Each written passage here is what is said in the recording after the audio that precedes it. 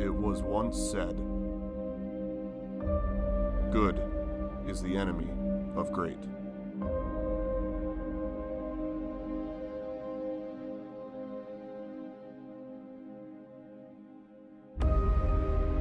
If all that you strive for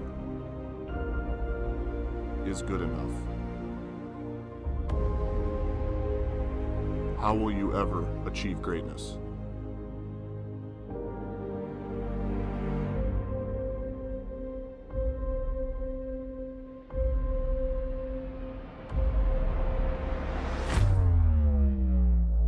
The efforts led to this. Every rep, every drill, all the work unseen will be worth it. Because right now, the eyes are on us. Blow the check up, detonation, kill them one by one, final destination. Top my destination, I got guardian angels all around it. That's deflector say, I'm a mother champion. This right here, the anthem. I can't dap you without hand saying, I don't know your dirty ass hands been. I wake up to like 100 texts. Championship team, but we can't cut the net. She all off in my jersey, looking underdressed. I'm finna buy this bitch a Honda CRX.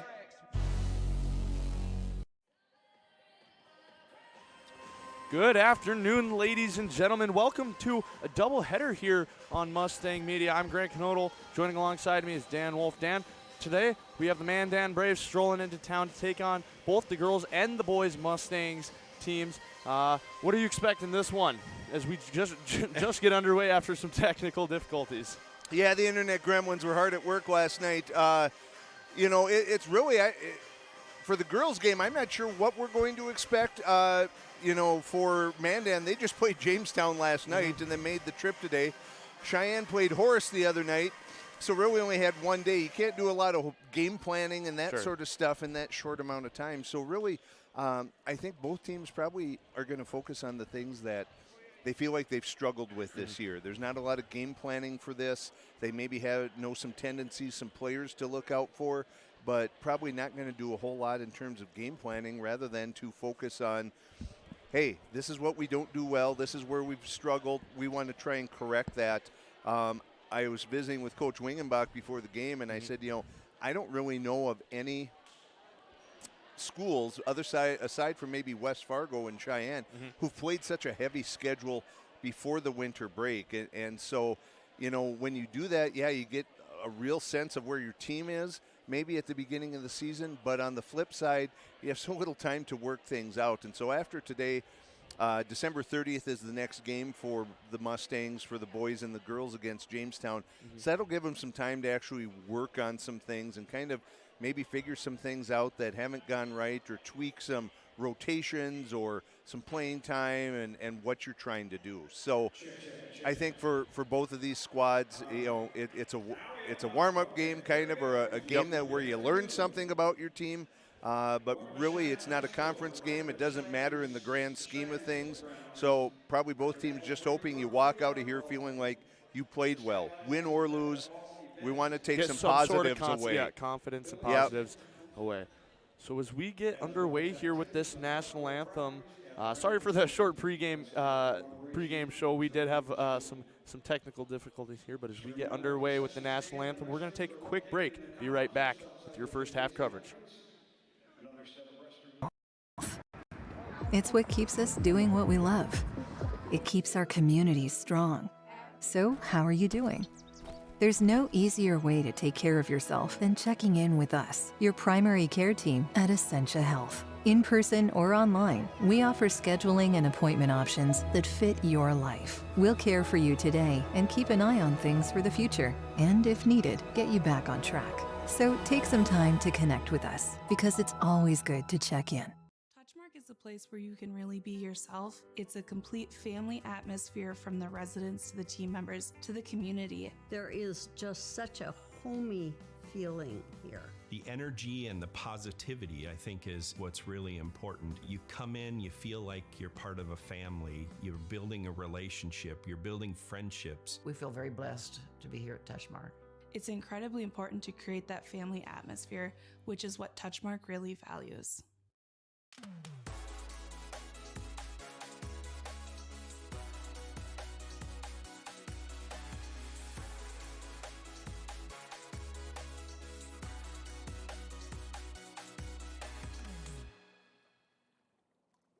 What does it take to make fitness part of your lifestyle?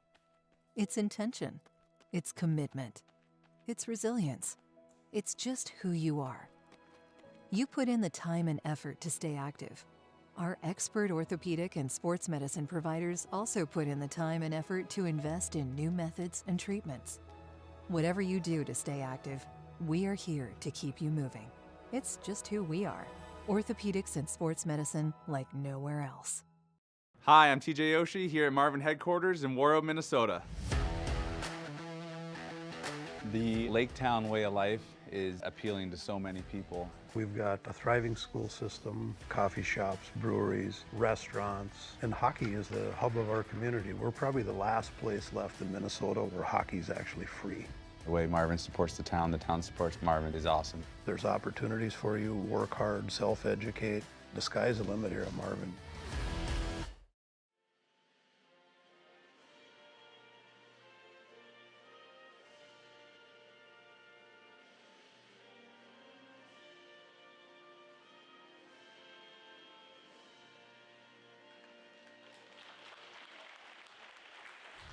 So Mustang fans, coming out of the timeout, we want to thank Essentia Health for being the proud partner of our Cheyenne High School's Mustang media team and this broadcast. Essentia Health, care close to home.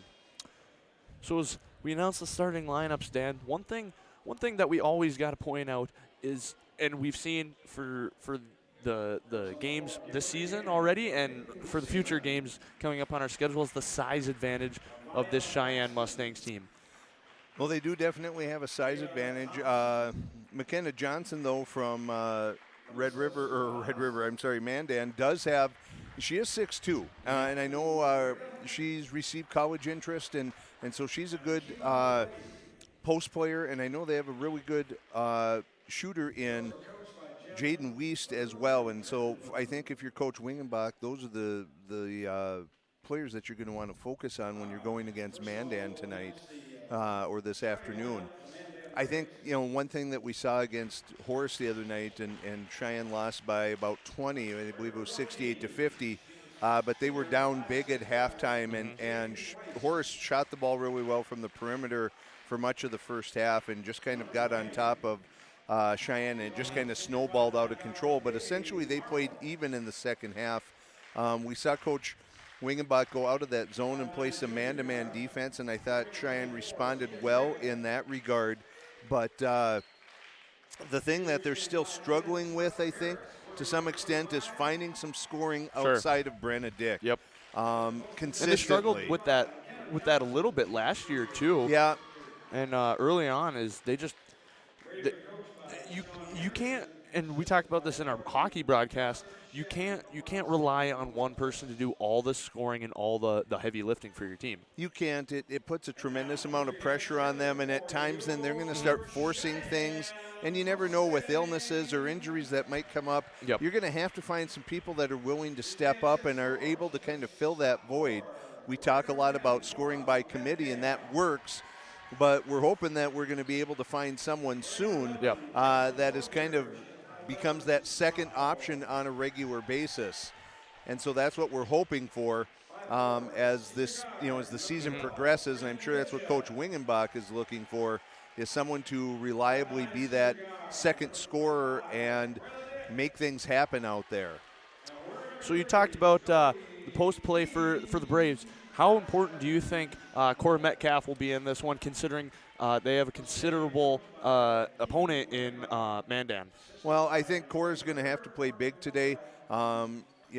She went up against Jaden Hale, one of the best post players in the EDC, on Thursday. McKenna Johnson, a good post player. She's going to have to use her size to her advantage, try and keep McKenna Johnson off the boards, and then make a difference offensively on the glass as well. And I think that's probably something Calvin Fosher is going to have to contribute with as well, as they do provide that length and that size advantage that most teams do not have. So as the teams break the huddle and shake the hands, we get down at half court. Start this one up. So starting for the Braves, we have Wiest, Markell, Graybull, Harris, and Johnson, and Cheyenne going with the same starting 5 that they have all year: Bishop, Keene, Benedict, Fosher, and Cora Metcalf. Cheyenne starting in that 2-3 zone that they've used most of the year so far. Zoe Keene able to get a hand on that one, punch it out of bounds. And that is one thing we have noticed throughout the season is Mustangs have done a very good job in the passing lanes with their active hands. Yep.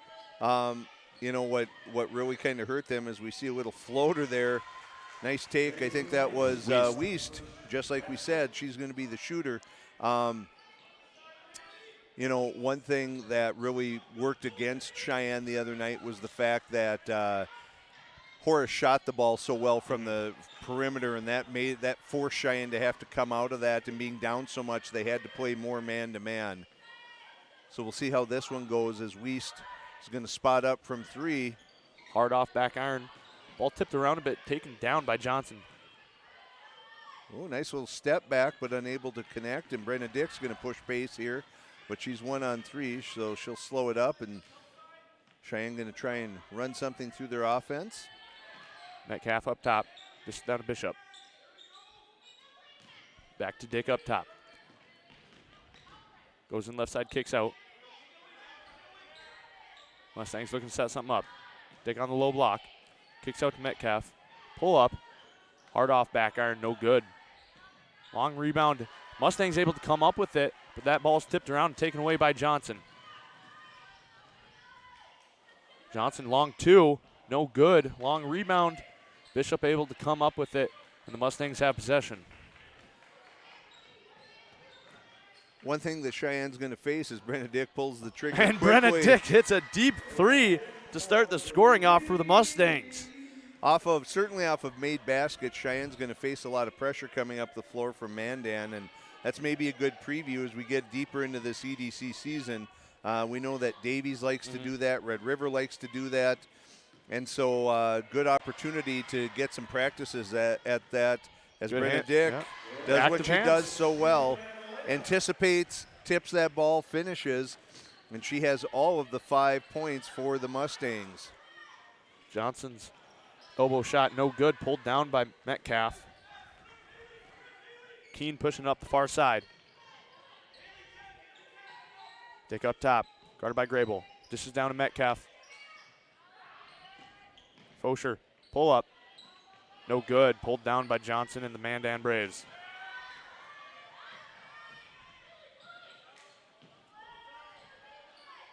Harris's 3, no good.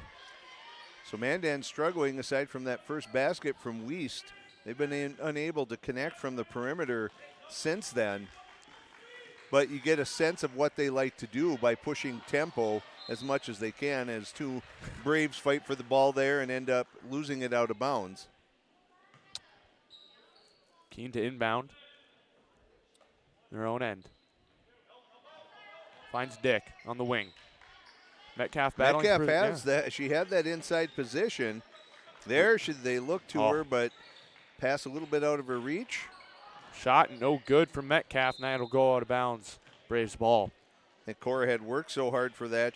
Once she got the ball, she wanted to try and make something happen and pulls the trigger a little quickly, and it ends up missing, and Mandan's going to bring it up.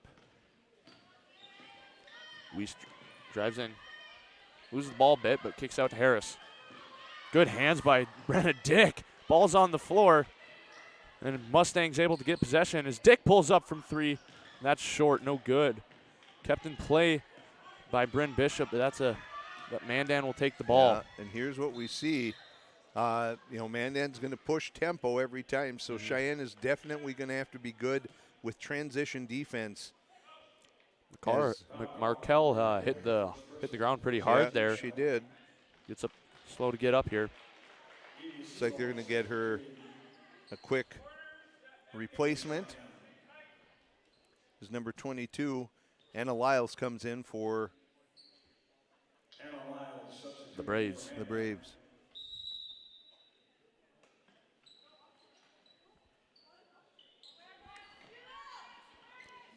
Wiest inbound.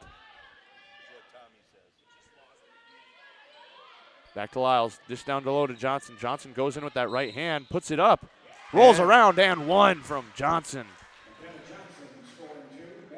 Folks, we are aware that the scoreboard function is kind of been in and out, so we'll continue to update you through the broadcast here.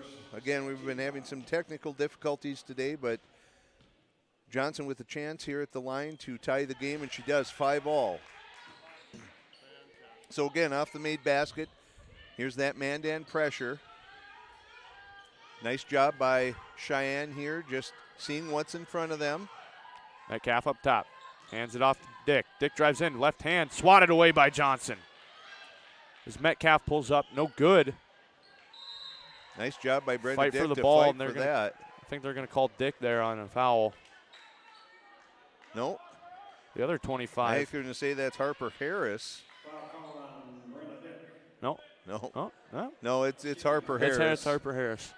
Great move by Brenda Dick. Spin move gets in. Metcalf tries to keep it alive, but there now Brenda Dick's going to pick up a foul. Always hard when both teams have a player on the floor with the same number. They're actually going to get Zoe Keene on that one. That's Zoe her first. Keene, okay. Third team foul for the Mustangs. Under 14 minutes to play. Graybull up top. Back to Weiss. Thought about it, drives in. Good dish down low to Johnson. Johnson goes with that left hand and finishes at the rim. And that's when there are openings in the zone, Grant. That's what you want to do is attack the rim, and as you can get defensive players to commit to the driver, then that oftentimes, if that rotation is slow and taking place, as Zoe Keene pulls the trigger and nails Zoe the three. Keene from deep. But if that defense is slow and rotating, you should get someone going to the basket, and that was done really well that last time by Wiest and Johnson. Good answer by Zoe Keene. Graybull tries her own. Unable to answer back, but pulled down by Johnson. She goes up, left hand no good, pulled down by Metcalf. Under 13 to play here. Mustangs with a 1-point lead, 8-7. You're going to call double dribble there on Keene. That'll be a turnover for the Mustangs as Jung and Nickerson check in for the Mustangs. Fosher and Keene to go out, also in. There's a substitution for Mandan as well. I didn't catch who would come in, but it is Harris going out. There's a good post entry and a kick to Wiest wide open, and she buries it. That's not the girl that you want to let get hot for Mandan. As they apply some pressure here. We also have Evie Seavald on the floor for the Mustangs, freshman. She has the ball right now. Seavald on the far side, drives in. Boy. Thought about it. Right idea, just unable to execute that you pass get to there. that baseline, you got to have a plan. You got to be going there to get to the rim. You can't just drive and see what's there because so many passing lanes are eliminated for you.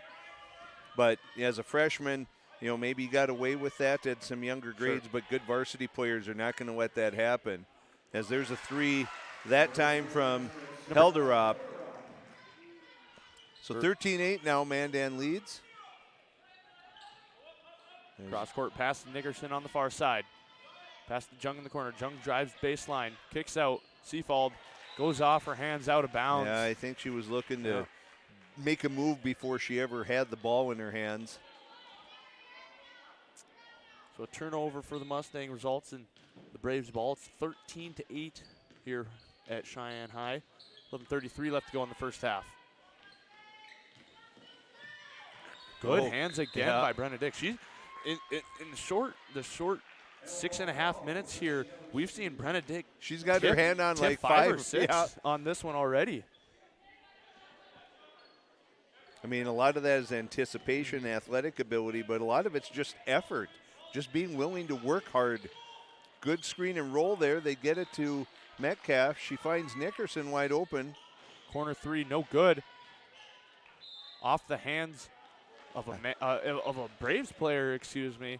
That'll be Cheyenne ball. I like that, as Metcalf came up to set that high screen as she rolled, as Mandan tried to jump that screen. Good job finding her, and that was a good look. Just unable to cash in on that one as Jung puts the ball out in front of a player, and then she's able to get a hand on it. Dick throws it up, had nobody there. Graybull in transition. Good dish down to Lyles. and they'll get 2. Against a pressing team, Grant, you can never just take off. You have to stick around. You have to be willing to come back and help. Seavold on the far side, cross-court pass, intercepted again. I think by they're Grable, going to call a foul there. Yeah, there was just nothing on that pass, is because someone got a hand on the arm of the Mustang passer there, and that foul is going to go on Weiss. That's her first. 2 team fouls now for the Braves. Cheyenne looks to set things up. Jung on the wing. Dribbles all the way up, hands off to Dick. Dick up top. Guarded by Grable. Good defense. Yeah. Not letting Seavold drives in, kicks out. Not letting Brenda Dick get to that screen, pushing her high up to the top of the key. Jung drives in. Puts up a right-handed floater. No good. Pulled down by Johnson. They're going to say foul on the ground. Seavold was going up for it, and they're going to get, is that Grable? Anna no, Lyles. Her first of the ball game. 3rd team foul for the Mandan. Mustangs able to get into Dick. Metcalf fighting down low. She had position. Oh, she had the drop step. I just noticed that as Seavold's shot goes out. It was there. Had she just dropped that right foot, she could have pinned Johnson behind her. Good defense up top. Grable is really. There you go. Pull-up jumper from Metcalf, no good. Good follow down by Jung, unable to. Yeah, good defense by Johnson there. Grable is working really hard on defense against Brenna Dick, making her earn everything up there at the top. There good hands again. That's 6 or 7 there as Dick goes in up with that left hand, and that's automatic.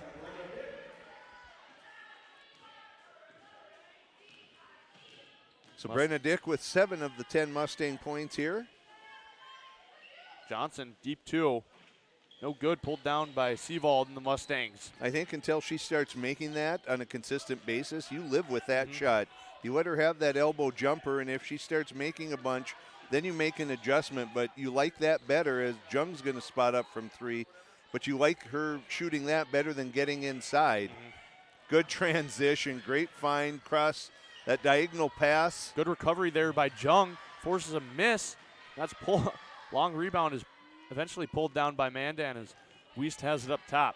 That's just one thing you can't do is as soon as you bring a ball down, start dribbling as that pass is too high and out of the reach of Helderop. But you get a rebound and you want to put that ball on the floor, and Mandan, it's obvious that that's what they work on, is looking to poke that away.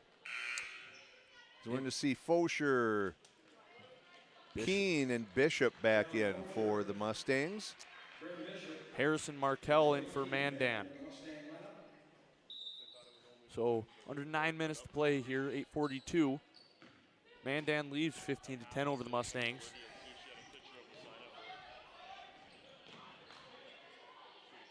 Fosher up top, hands it off to Dick. Well, they're going to get, I think that was Markel on that one. Threw a little bit of an elbow there. Her first personal, 4th team foul for the Braves.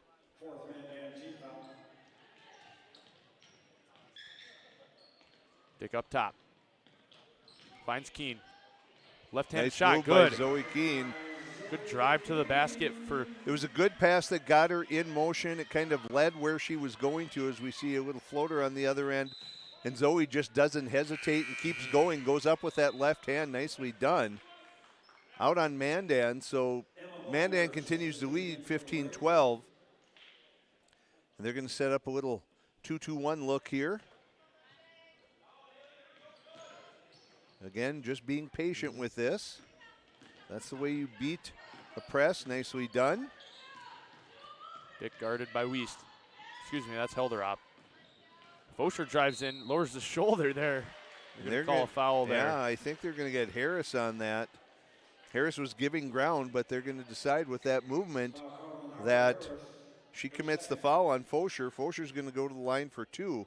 Now 5 team fouls for Mandan, as we're just under 8 to go here in the first half. Fosher's first shot is good as Grable checks in for the Mandan Braves.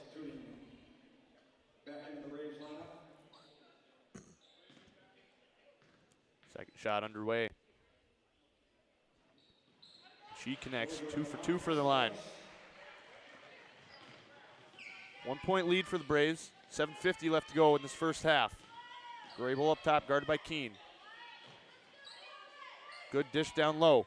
Kick back out, but that's intercepted by Bishop. Bishop in transition, hands it off to Keene. Keene goes in, hands it off to Fosher. Dick pulls up from 3, hard off back iron, long rebound. Bishop tried to save that, but that'll go out of bounds and be the Braves' ball.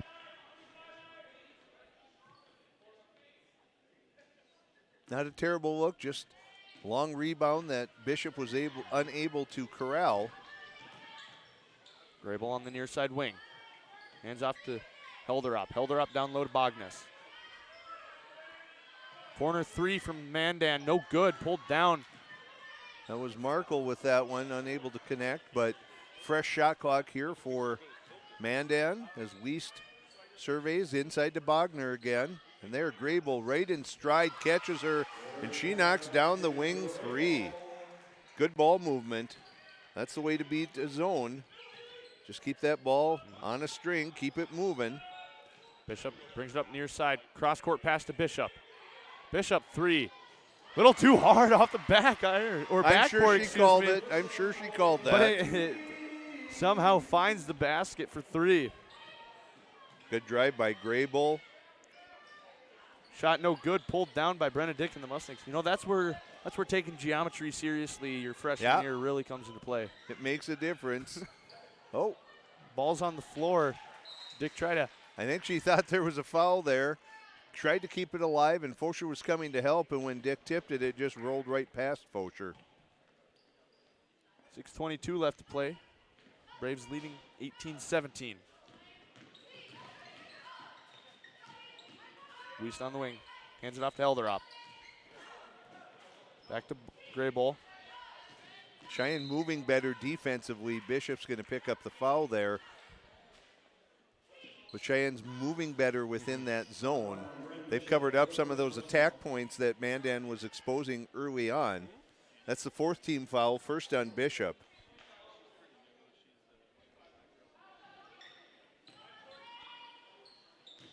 Weist up top, pulls up, deep 3. Little hard off back iron, tipped around a bit. That'll go out of bounds off Bogner, Mustangs ball. As Lyles and Johnson check in for the Braves.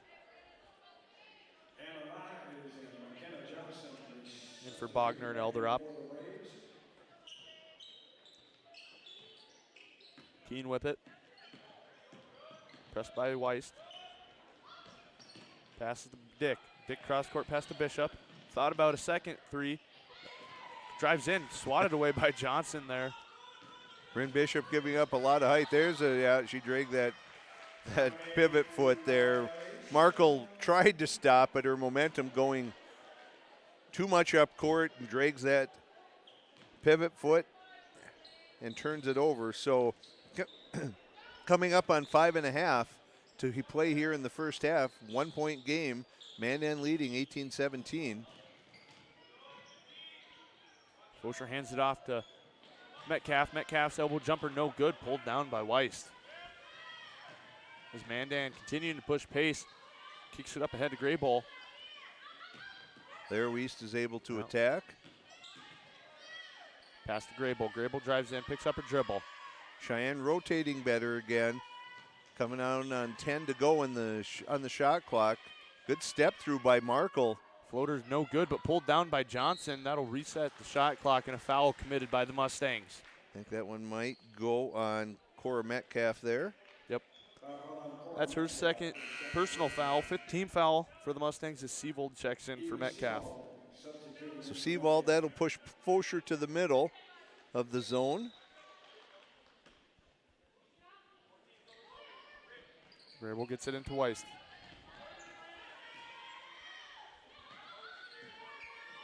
Markle sets up. In and out. Pulled down by Bishop. Tipped out of bounds by Bishop Grable. using her size advantage to rise up on that one.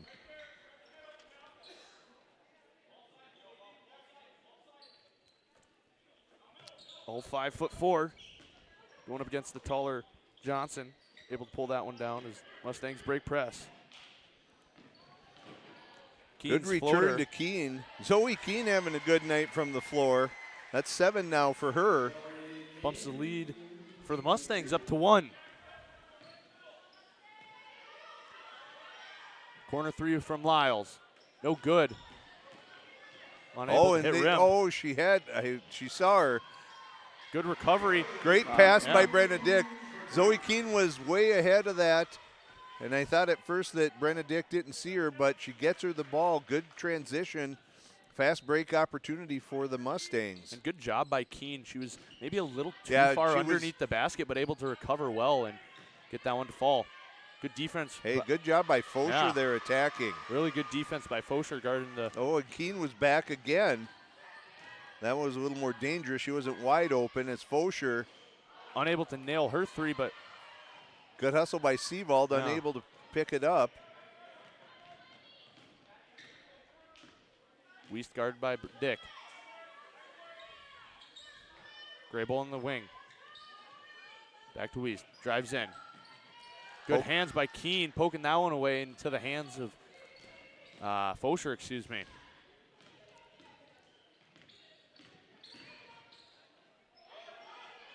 Keene ends up after a pick.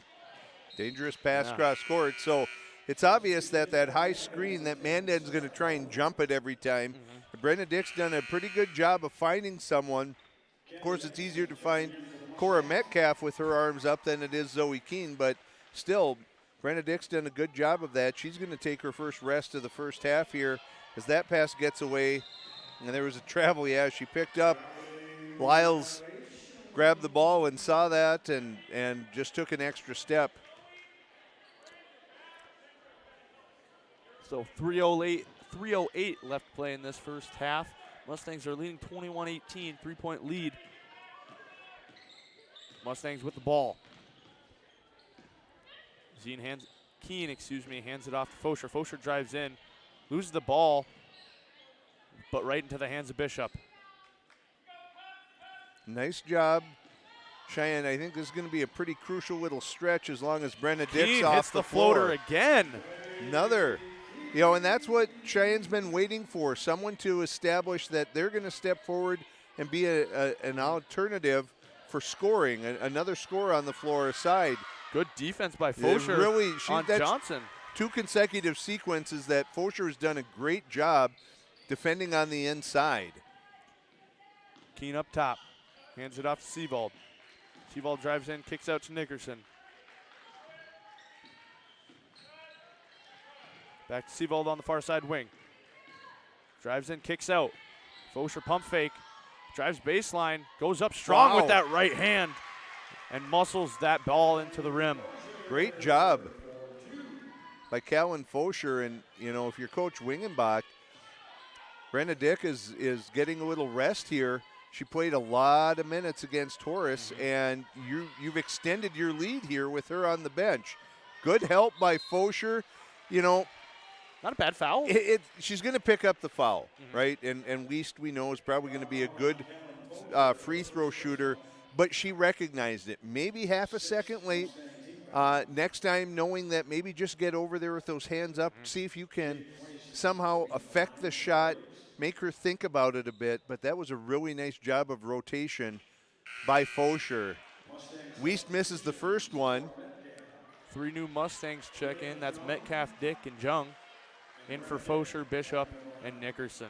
So if you're Coach Wingenbach, you got to be happy that you're able to extend your lead while giving Brenna Dick a couple minutes of rest on the bench.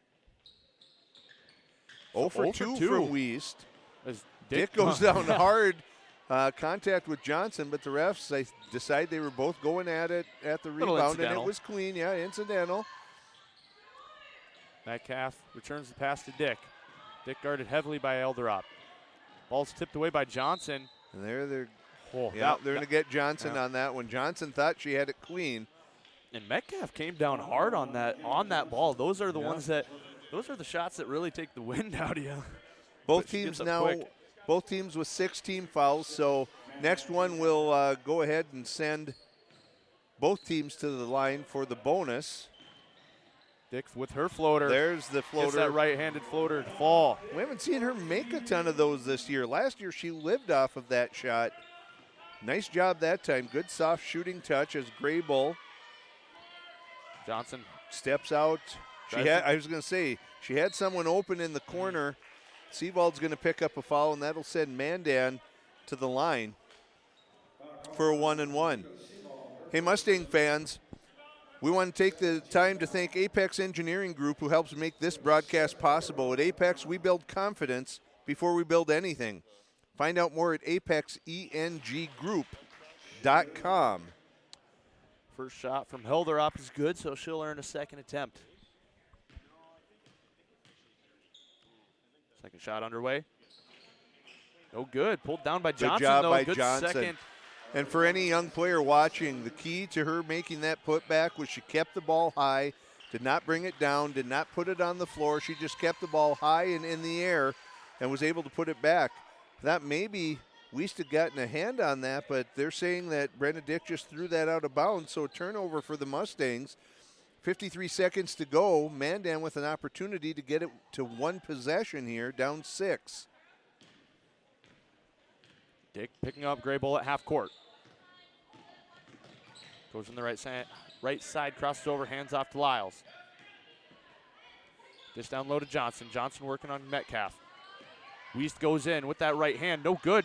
Shot affected by Metcalf. Mandan getting the rebound.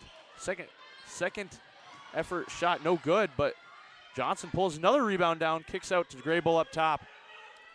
About a shot or a second. Holy, that was a Wiest, good deep three by Wiest. I was going to say is a second difference between the shot and the game clock there. Shot clock off, excuse me. As Dick tries to answer back with 3 of her own, no good. So 7 seconds, Mandan a chance to maybe tie it up going into halftime. Obviously, they might be looking for Wiest on this one, maybe Graybull. Or if Cheyenne overcommits to the perimeter, dumping it down inside to Johnson. So 5 seconds.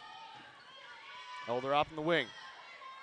Puts up a pass to Graybull, excuse me. Graybull puts up a shot, but no good. That's too late. So the Mustangs go into halftime 27-24. Mustangs, I think, what really got them ahead at the half, what really put them ahead at the half, excuse me, is that time that Dick came off the court and went to the bench, and we had that Fosher in for her.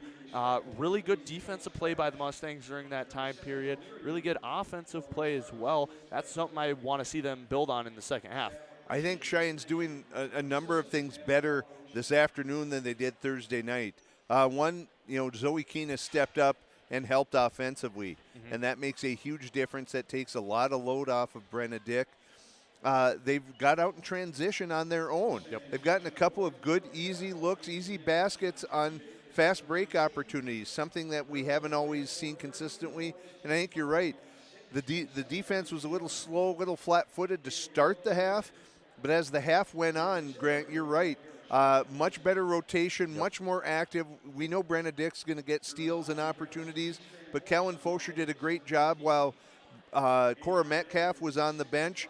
And I think they're playing complementary basketball. Yep. Offense is complementing defense. Defense is complementing offense. And that's what they really need throughout the season. That's what you're going to. Because we all know Brenna Dick is going to get hers every night. Yep. She's going to get steals. She's going to play good defense. She's going to get points. Yeah. But who is going to step up and complement her?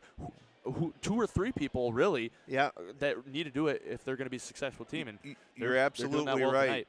So great first half for Cheyenne. And Mandan, of course, the people we identified, Wiest and McKenna Johnson are the ones that are making it happen for Mandan. Graybull has also played well. She's contributed good offensively, but she's played really strong defense against Brenna Dick. So we'll be back in a few minutes to see how the second half plays out. At halftime, Cheyenne leads Mandan 27-24. Here, when your future lies ahead, we help set you on the right course. When your whole world is about to change, we help you prepare for your new life. When staying healthy means staying informed, we help you find answers. This is perseverance, understanding, connection. These are remarkable people doing remarkable things together. At Touchmark, we really take an input from both the community, our residents, and also our team members. And there's something for everybody. It runs the gamut. You have the freedom to participate or not, as you choose. I personally like to play bridge. I like their book club, all the concerts that they have, the music almost every day. We like everything that's here. And you find it here. Every day is a different day. It's really about developing programming that is meaningful and beneficial for everyone.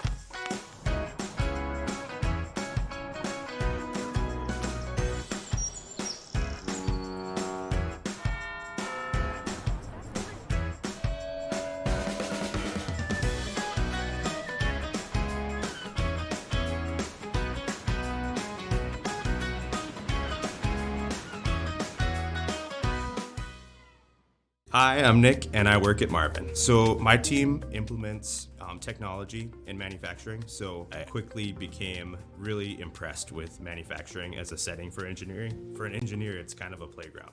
Here at Marvin, specifically in the signature group like we are in Grafton, it is high volume, high option, meaning you have to make a lot of product, but it's always different. I never expected finding a great job like this kind of out here in a small town.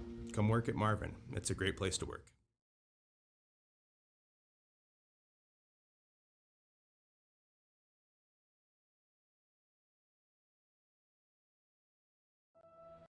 There is no off-season for greatness. You do what it takes to stay in the game. And so do we. Our commitment is to keep you moving forward. Essentia Health, Orthopedics, and Sports Medicine. Like nowhere else. Touchmark at Hardwood Groves is located in South Fargo, North Dakota, on a 14-acre garden-like setting, and we have everything from cottages to apartments, a health club, activities. We tend to take groups of residents out downtown, which is just a very vibrant and growing community. The easiest way I can say it is we are going to treat our residents the way that we would treat our best friends. That's what it feels like, and that's what I love about my job. It feels like a family.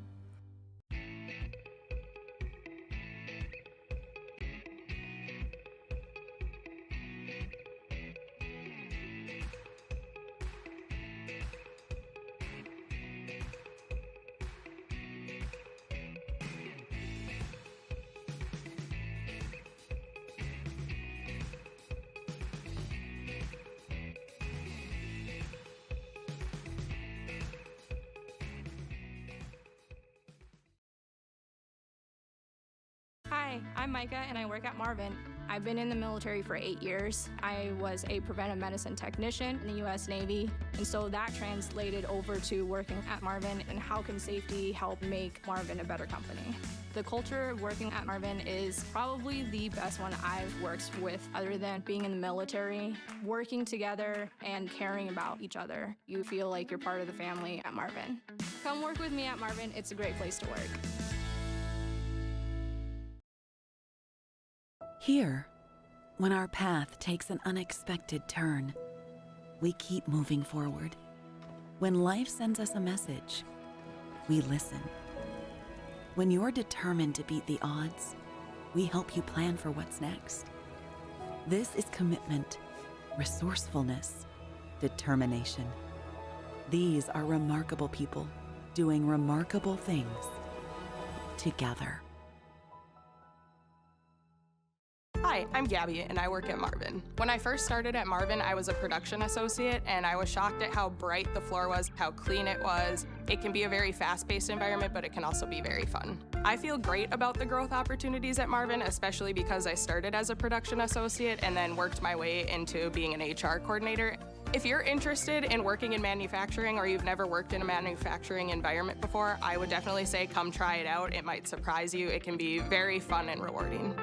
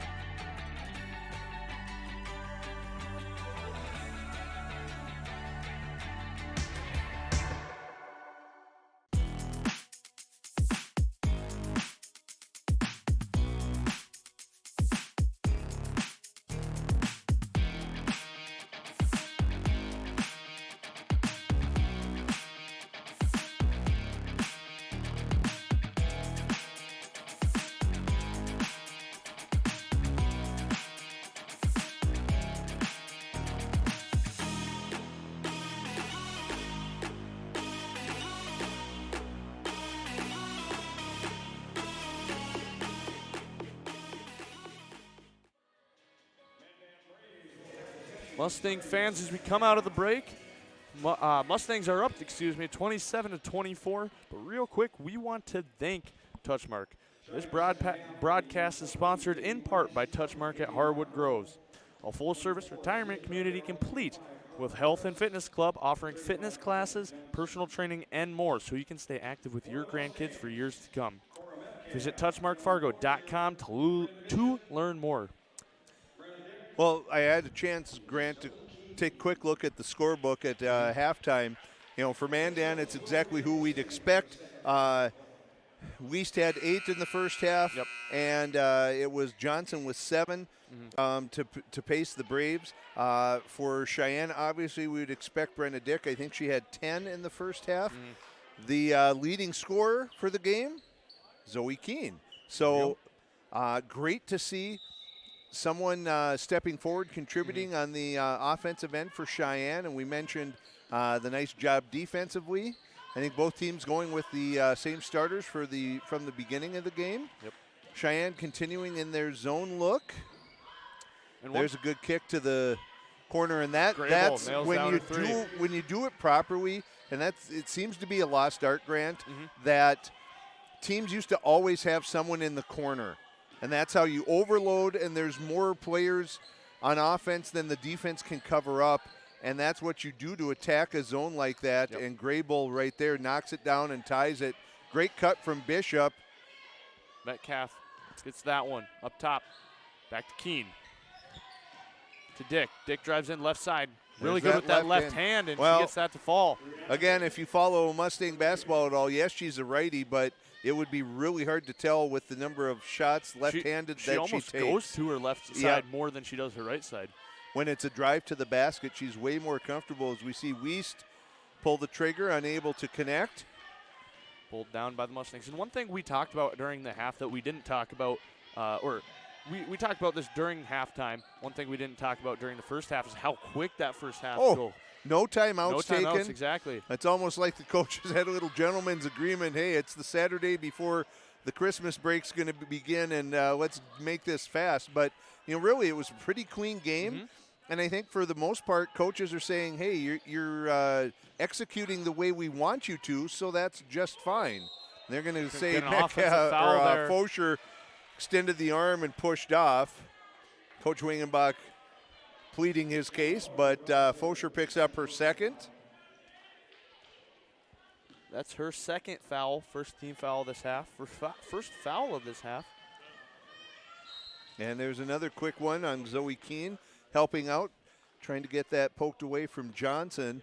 So Cheyenne picks up 2 quick fouls to start the second half. That's Keene's second as well. I don't believe there's anyone on either team in foul trouble, Grant. No one with more than 2. So that's certainly not a concern. Wiest gets another shot from the same spot as last time. Down. And Mandan retakes the lead. Mandan staying in this pressure. And to this point, I was just going to say to this point, Cheyenne's handled it pretty well as Bishop loses the handle and turns it over. But really, Mandan's pressure hasn't given Cheyenne tremendous trouble. It's slowed them down, definitely. But Cheyenne has really done a good job of not turning it over as Graybull decides on a quick 3, and it goes out of bounds. Kicked inbound, pass to Keene.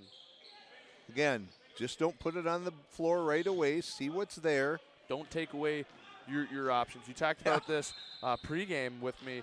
Is so many times you see a player put it on the ground and eliminate one of their 3 options right away. And if you're 28 feet from the basket, if you're 50 feet from the basket, you don't have a shot. So one option's eliminated, and you put the ball on the floor and then stop your dribble. Now you're down to the pass, and a good defense knows, as we see Graybull pop the ball away from Brenna Dick.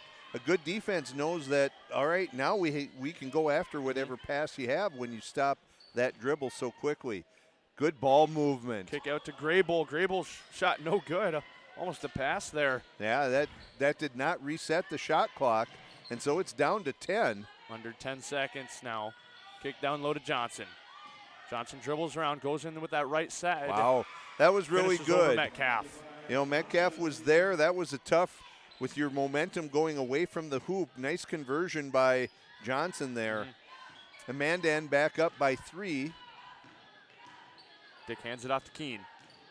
A little confusion there. Keene guarded by Wiest. Drives in, puts up a floater. That floater no good, pulled down by Johnson.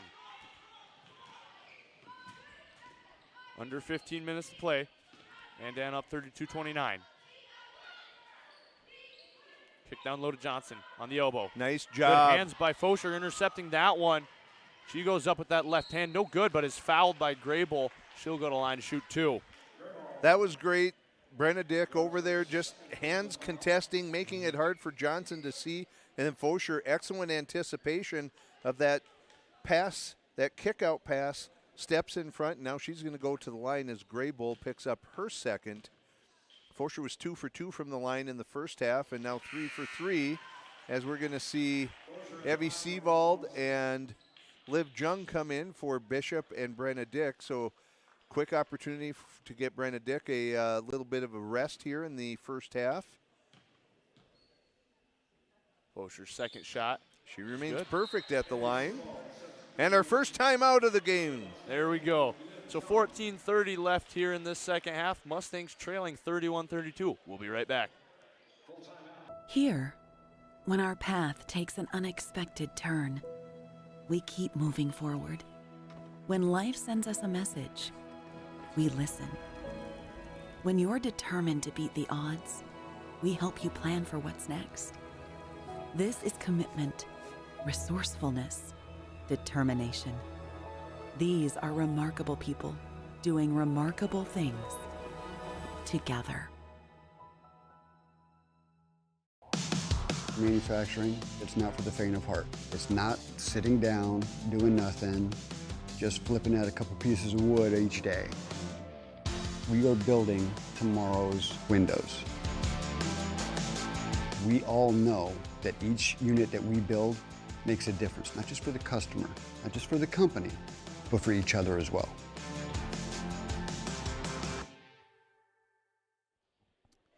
Mustang students, after a long day in the classroom, you can get pretty hungry.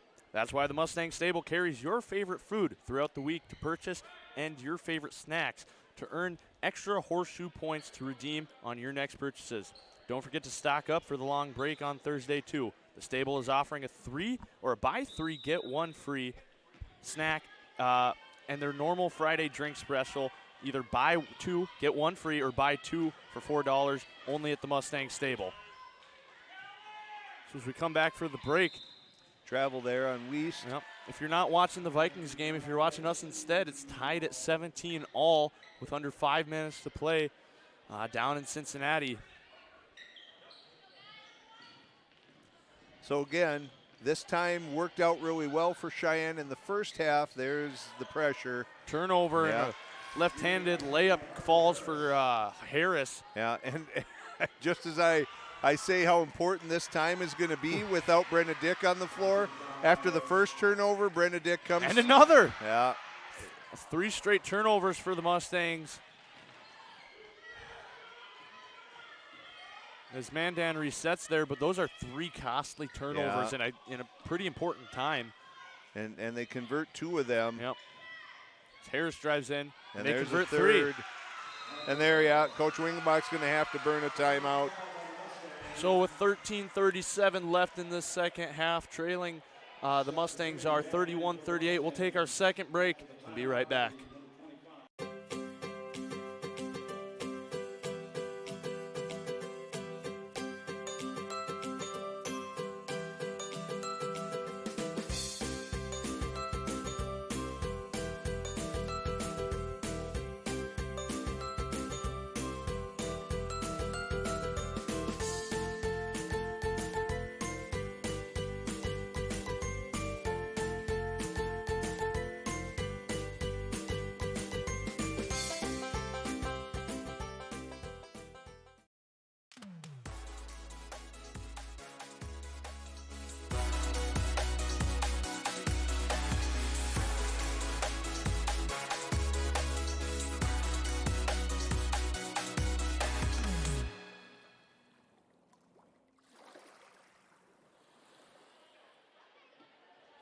Coming out of the timeout, Mustang fans, just as I announced the Vikings were all knotted up at 17, they bumped their lead to 24. So they're beating the Cincinnati Bengals 17, excuse me.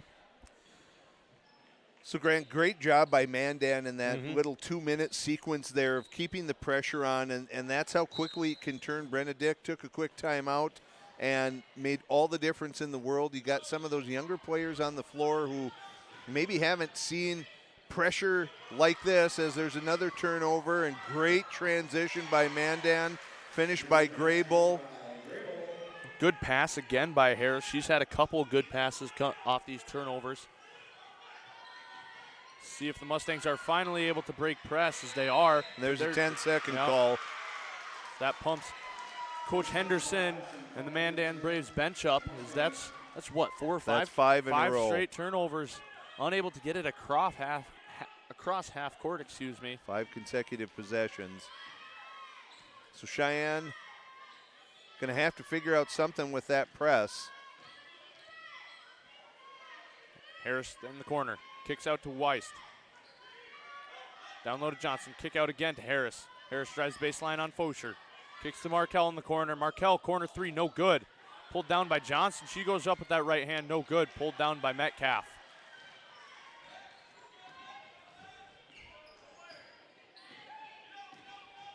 There's double dribble. So Mustangs still unable to get it across in the last 6 possessions,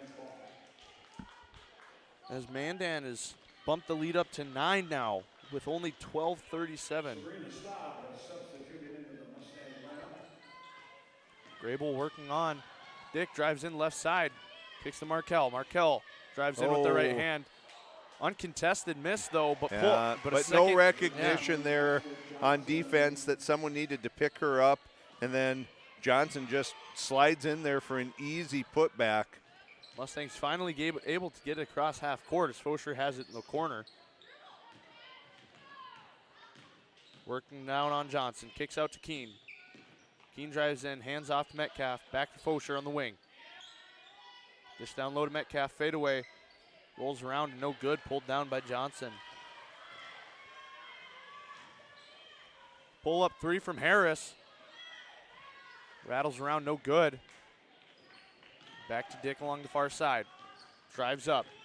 Great, she had Zoe Keene, great bounce pass. That's the pass that was needed.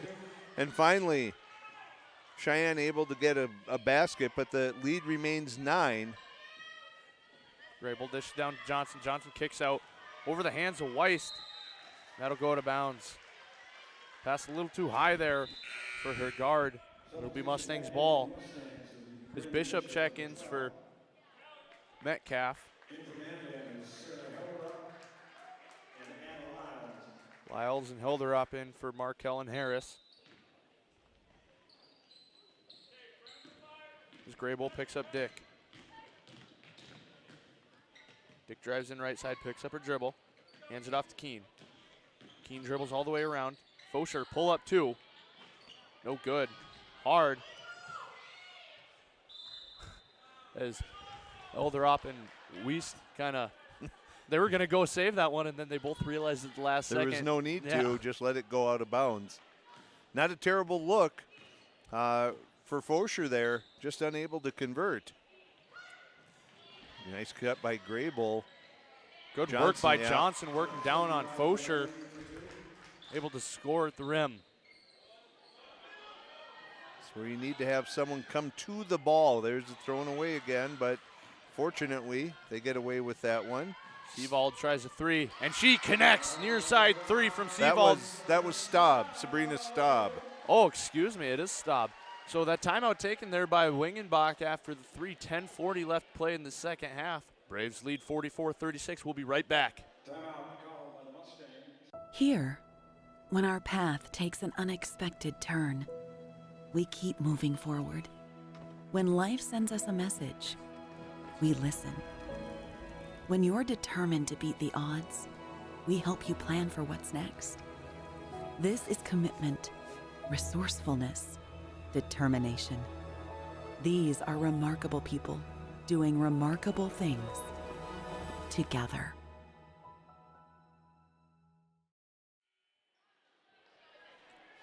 Coming out of the timeout, Braves lead 44-36 with 10:40 left to play.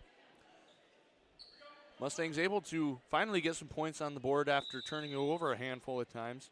And one thing you said was, in those situations, you need to come to the ball. You can't Someone just, has to come and help out. You can't just let them trap you. You can't sit and pass horizontally. Good back door cut and great find by Lyles. Good finish by Lyles.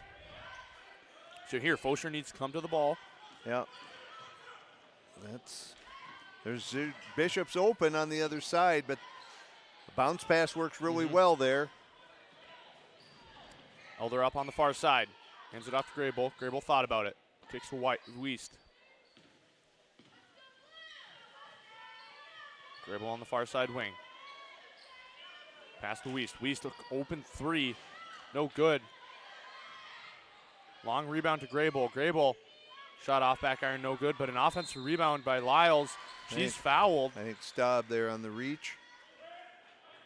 So it'll be the 4th team foul on Cheyenne, as we've gone under 10 here to go. 10-point lead for Mandan.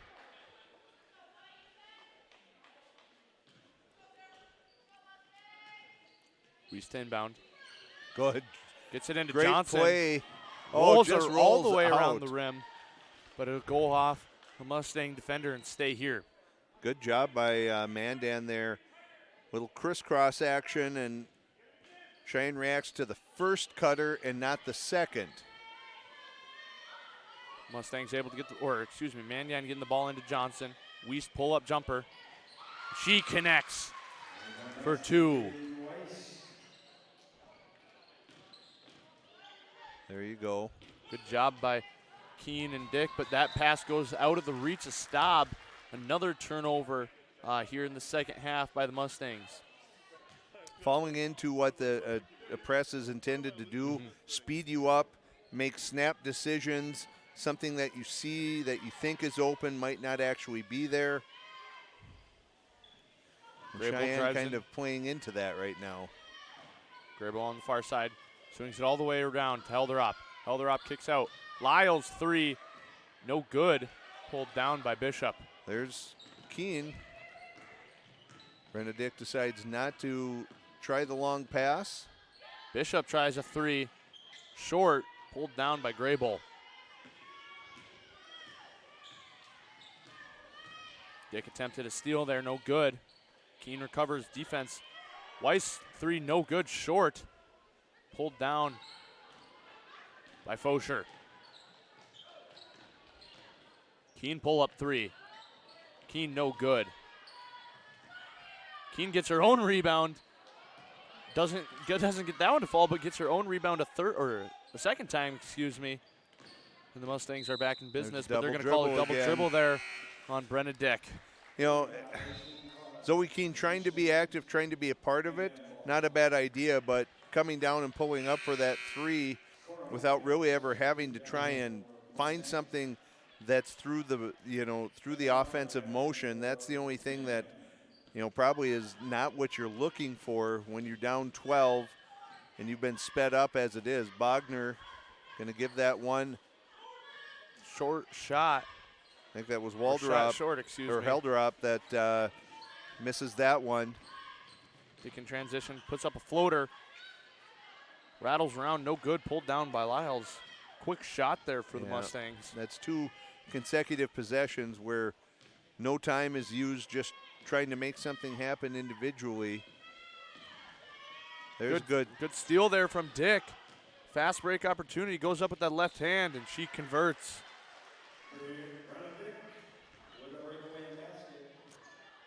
Cuts the lead down to 10. Dick picks up Grable. Grable, pull-up jumper, no good.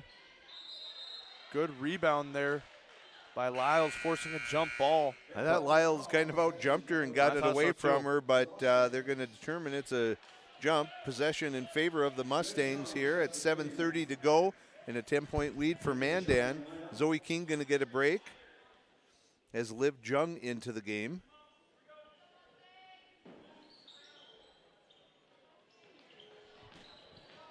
Good hands there by Lyles, forcing that ball out of bounds. Fortunate for Cheyenne that it was tipped out by Lyles. So they'll retain possession.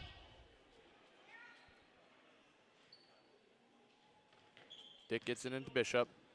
Guarded by Elderop, drives in, far side. Good dish down low to Metcalf.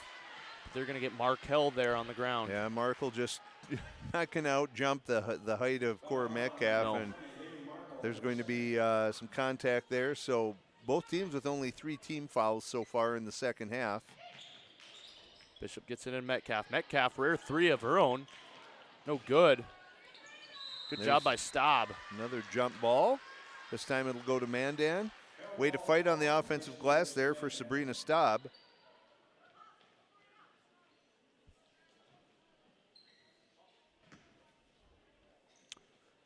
So 7 minutes left to play here in this second half. Lead is 10 for the Braves, and I'd say for the Mustangs, if you can't get this down into a manageable scoring difference around that 3-minute mark, 2:30 mark, as we see the lead bump up to 12. Yeah, Markle, nice take there. Yeah, I think you need to get her to about 2 possessions with a couple minutes left, and you have a chance. But sitting at 12 right now, something needs to happen as unable to convert on the floater, but great job finally for Cora Metcalf. The work she's put in on the offensive glass, she corrals that one and puts it back in over Bogner. Grable up top. Down to Marco. Back out to Grable. Back to Marco. That's deep a three. Deep 3 for Marco. And she converts. Yeah. Mandan doing a really good job this afternoon, of shooting overall. Oh, there's where you do not want to pick that up, and Coach Wingenbach knows he has to burn one of his timeouts there. He only had 2 left. Now he'll be down to 1. That's a short one. Braves lead 53-40. We'll be right back. I think what makes Touchmark special is how you feel when you walk into Touchmark at Harwood Groves. We often hear that it's like a North Dakota hug. I think it's the people that make Touchmark special. One of the things that makes Touchmark is the caliber of the team members here. You could ask them for anything, and they'll say, we'll take care of it. Every day that we walk in these doors, we really take time to listen to each other, to listen to our residents, and to be there and to be a friend. Here, when our path takes an unexpected turn, we keep moving forward. When life sends us a message, we listen. When you're determined to beat the odds, Mustang fans, Essentia Health is proud to be the premier partner of Mustang Media, working with Cheyenne High School to make a healthy difference in the lives of students and families we are privileged to serve. Essentia Health like nowhere else. Good take there by Brenda Dick. She's going to draw the foul. I'm not sure if it's Graybull. Yeah, I think so. That's her third. You know, I think one difference, too, that we should point out, Grant, is in the second half, Mandan has shot it better from the perimeter, and in the first half, a lot of those shots did not fall, and the second half has been a much different story for Mandan. Markle's shot no good. Pulled down by Metcalf and the Mustangs. Dick drives in left side, left-handed layup, good. Over the defender. Great take. Good athletic move there by Dick, exploding to the basket. When she gets downhill and can set herself, it's usually trouble for the other team. Oh, they're up floater. Just hard. Tipped around a bit, but gets her own rebound. That'll go out of bounds off the hands of Graybull. Keen got a hand on it, but then it skipped off Graybull's hands. Substitute in for Mandan, Jaden Weiss, number 14, Harper Harris, 25, and McKenna Johnson, number 35. Couple new Braves in. As Dick pushes, just a risky pass.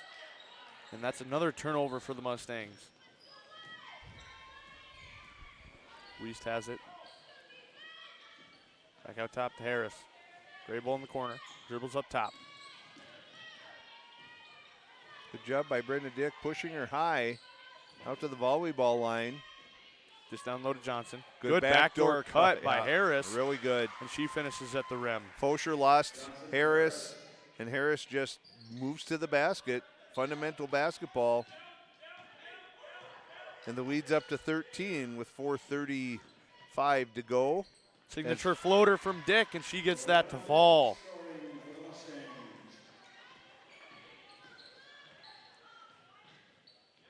Graybull on the wing, dish down low to Johnson. Again, there Had came a cutter. Yeah, that backdoor cut. It's been there frequently. Yeah. That time it was Markle came, and she was looking for the ball. Johnson just didn't see her right away. There's going to be Brenda Dick's second foul. Both teams at 4 team fouls. As Mandan's able to get it into Graybull. That high post area, the backdoor cut. This time Johnson pulls up herself and converts.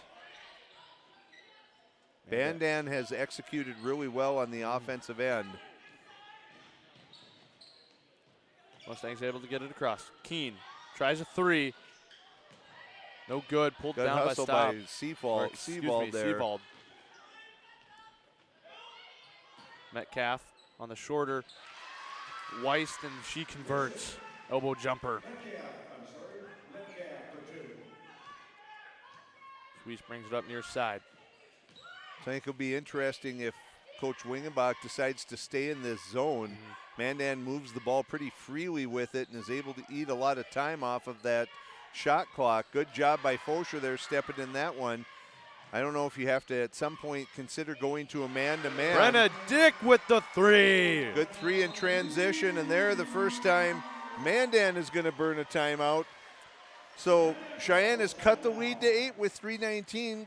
Grant, we mentioned if you can get it to that couple possessions with around 3 minutes, 2.5 minutes to go, you have a chance. And one thing I thought I saw in that last transition was Fosher, she drove in, but she stood up and kicked it she out paused then. and kicked it out there instead of driving in, maybe causing more traffic or a missed Yeah, shot. she didn't have the numbers. A quick missed shot. Instead, they elect for an open 3 there. And Brenna Dick was able to just catch it in rhythm, set her feet, and go up with that without any problem. So an update from Cincinnati. The Bengals able to tie it up at 24 all with 10 seconds left. They have possession, it looked like. So that'll be interesting to see how that turns out. Then shortly the NDSU game will be starting. We'll keep you updated throughout the next broadcast with that as well. Hey, Mustang fans, you don't hire engineers that are good enough. You hire the very best. Incidentally, so do we. Apex Engineering Group, there is no B team. So coming out of the timeout, quick reset. Mustangs will have possession on the next jump ball. Both teams fouls to give. They were both only at 14 fouls. Mandan leads 57-49, and there is 3:19 to go. To add on to the fouls, no player on both sides really at any. I think maybe Graybull picked up her third, Okay. but no foul trouble to speak of. And again, Cheyenne going to continue to stay in that zone. And they're finding Johnson at that elbow area. That time she's unable to convert. And they've been letting Johnson shoot that pretty much all day long, and really it hasn't affected them too no, poorly. It hasn't hurted them all that much, as we see Seavold make a Seavold three connects near wing. So under 3 minutes, but within 5, within those 2 possessions. So nice comeback here by Cheyenne. Graybull up top, guarded by Dick. Back to Wiest. And you have to be careful of that backdoor cutter if they do get the ball into Johnson at the high post. Kicked out in the corner. Drives in 10. baseline. Markel fumbled it a little bit. Shot goes off the side of the backboard. Pulled down by Brenna Dick in transition. The Mustangs pull up 3. Yes, ma'am. No numbers, but I guess it didn't matter for Brenna Dick as she pulls the Mustangs within 2 with the 3. Big 3 there hit. And another timeout from Mandan. Huge play. Mandan 57, Cheyenne 55, 2:01 to go. Come back to see how it turns out. Here, when your future lies ahead, we help set you on the right course. When your whole world is about to change, we help you prepare for your new life. When staying healthy means staying informed, we help you find answers. This is perseverance, understanding, connection. These are remarkable people doing remarkable things together. Hi, I'm Christian and I work at Marvin. My military background is the basis of who I am. I was looking for something to help me be the Marine who wasn't a Marine anymore. Belonging to Marvin feels like I'm part of something. I know that being with Marvin means I'm making a difference in every homeowner's life because the windows, skylights, and doors that I'm helping to build. Come work with me at Marvin. I think you'll enjoy it. We're lean, we're efficient, we don't complicate things. This keeps us focused on offering clients the best possible solution. Apex Engineering Group, there is no B team. Okay, I knew you weren't talking about us when you said when you started off with we're lean. You knew. Well, I hey, knew it had speak nothing for to do with yourself me. there. Well, we do have, other members of Mustang Media like Canodal up here, so we know when the word lean comes out, it has nothing to do with the golf coaches at West Fargo Cheyenne. So man-to-man pressure here. Well, no, still the zone, but they're chasing up top. Johnson, tough take. Good job by Cora Metcalf, not giving ground and just being getting hands in her face. Johnson tried a little too hard on that. So as we come down on 1:30, Mandan still with the 2-point lead. Brenna Dick. Right-handed floater, no good. Pulled down by Harris. Forced the shot a bit, but Graybull up top, guarded by Keene. Dribbles onto the wing. This down low to Johnson. Johnson working on Metcalf. Goes up with that right hand. Good move. Good that was a nice step. job. Moved her up the lane, and then that drop step spin gets around Cora Metcalf. And I think if you're Cora, you just want to let her go up the lane. If she turns to try and shoot, as we see Fosher long on her shot and off of Metcalf, if she goes up and turns into you to shoot, her shooting hand is right next to you, and you can affect that shot. You can alter it. But as she moves up, when you move with her, then that just sets you up to get that drop step put on you. So the lead is 4, 52.5 seconds to go. Graybull up Dick, top. going for steals. Graybull unable to connect, so there's still a chance here. Brenna Dick pulls up with another 3, and she connects with another 3 of her own. Drops the lead down to 1. So Shot about a clock, 3 or 4 second differential on the shot clock. Big three there by Brenna Dick, and she fouls Graybull to stop the clock. I think that's only her third. So 2 big threes here from Brenna Dick within the last 2 minutes. But what that foul does is it turns the shot clock off. Previously, Cheyenne had about a 3 second differential. Now there isn't. Now you either have to foul, and Mandan's smart. They're just going to keep holding on to it. And so now you're in that position where you're going to keep fouling. Maybe a little lack of situational awareness there, because on a miss, Cheyenne was going to get another possession, although just a few seconds. Now they have no choice but to foul until they put Mandan at the line. And so it'll come right there, and that'll put Wiest to the line with 15.4, and Wiest will go shoot the 1-and-1. That's Keen's 4th foul. As Mandan takes a timeout, 15.4 seconds. Okay, so apparently they're going to say that timeout was taken before the commission of the foul. So that was not the 7th team foul. Oh. So that does put a little different spin on this. Mandan not going to the line yet. Does mean an opportunity for Cheyenne to maybe try and steal the ball. Maybe you put Fosher or Metcalf on the inbounder, trying to affect or alter the pass, get in her vision. But you certainly have to fly after every possible pass if you're Cheyenne, and if Mandan does receive an inbound pass, you must foul immediately. 2 free throws only extends the lead to 3, so it gives you a chance at the very minimum of tying it up. So we'll see what Coach Wingenbach chooses to do here. He does have Fosher up on the ball. Now you got to be careful of that player running long.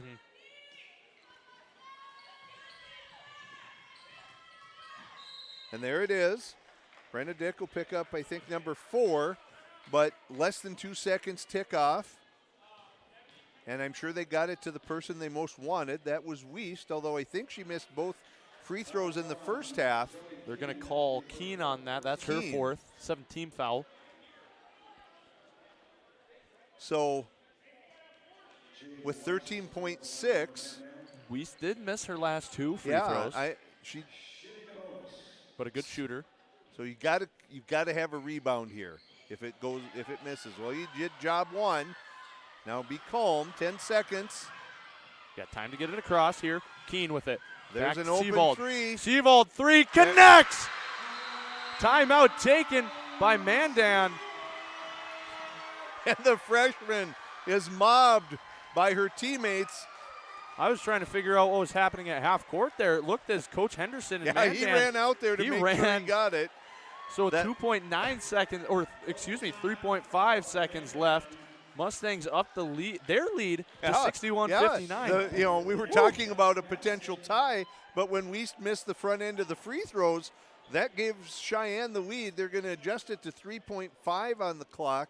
And huge Big shot by Evie Seavold.